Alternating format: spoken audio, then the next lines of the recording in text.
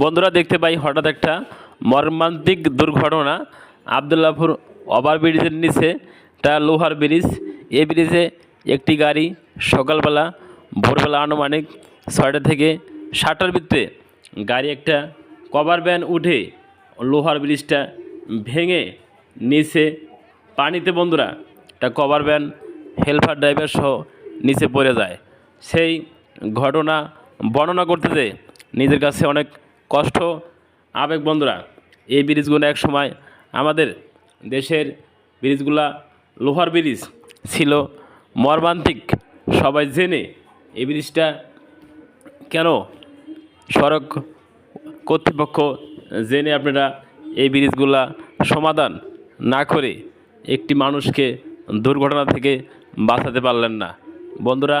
দুঃখের বিষয়, এত বড় একটা ব্রিজ বন্ধুরা, লোহার ব্রিজ, বর্তমান সরকার থাকতে এত না খেয়ে ডোগায় বন্ধুরা অবৈধ কাজ চলে বন্ধুরা।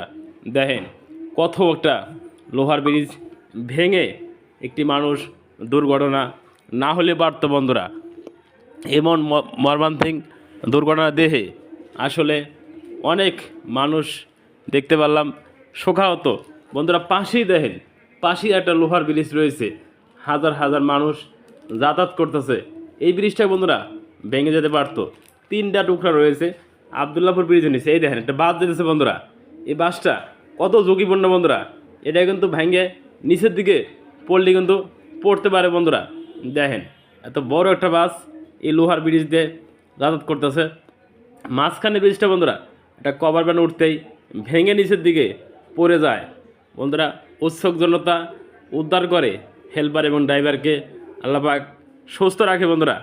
দেখেন এরকম নাকের ডোগায় এমন বড় বড় ঘটনা হয়ে যায়।